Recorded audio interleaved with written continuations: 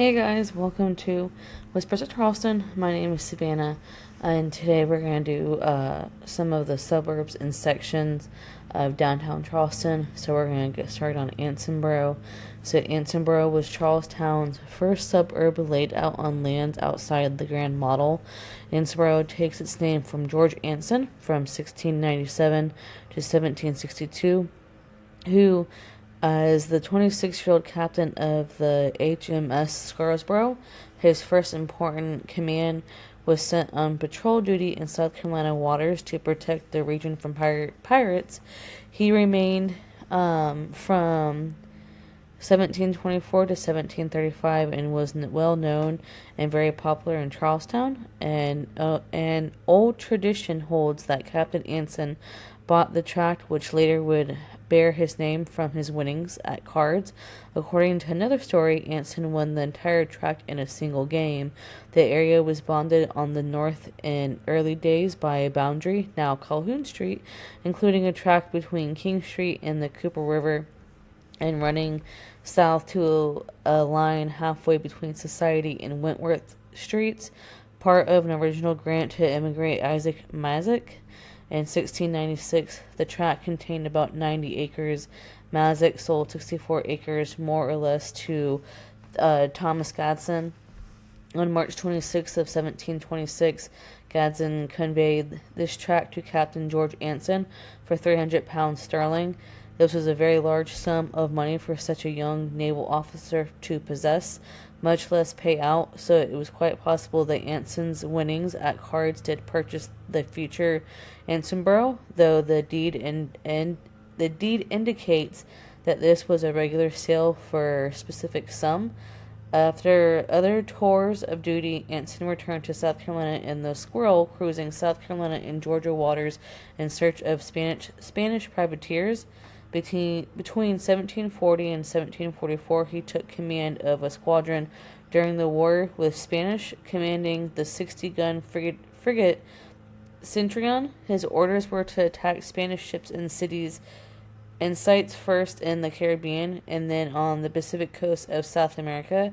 After his squadron was dwindled by storms and other misfortunes, he completed the circumnavigation of the globe in the Centurion. After a notable victory over the Spaniards at Cape Finisterre, Fenisterre, in 1747, which netted £300,000 in treasure, he was created Baron Anson. Later, he was appointed the First Lord of the Admiralty. Sure, let's go with that. Anson in his Charlestown tract known as Bowling Green Plantation laid out in streets and lots in 1745 to 1746. George Hunter's plat of Ansonborough is dated 1746, but some lots were sold in 1745. In addition to George and Anson streets, which still bear his name, he named 3 streets for the ships which had counted most in his career. Scarborough and Squirrel had brought him to South Carolina. Centurion had won his fame and fortune. Scarborough and Centurion streets were later absorbed into Anson and Society streets, respectively, while Squirrel became an extension of Meeting Street.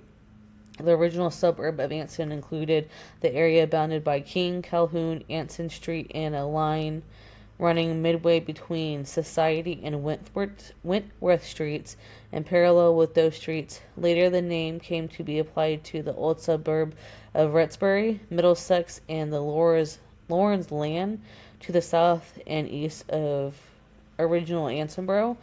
Some late 18th century and early 19th century houses survive in the area now called Ansonborough, mainly in the northern part, which was spared by the fire of 1838, which swept through the southeastern part of the area, sprawling only a few houses such as the Rutt House on Hazel Street. The destroyed buildings buildings were replaced by handsome brick houses, most of which date from the 1840s, and many of which were built with loans from the Bank of the State of South Carolina, authorized by the Act of Rebuilding the City of Charleston, passed by the General Assembly in 1838. The Ansonborough area had fallen into slum conditions in 1959 when the Historic Charleston Foundation began its rehabilitation program, which began nationally known as an outstanding example of neighborhood rehabilitation. The plan was conceived, financed, and administered by the foundation, which acquired and restored more than 100 homes. The foundation's program inspired individuals and families to purchase and rehabilitate houses in Ansonborough, which has become one of Charleston's most desirable neighborhoods.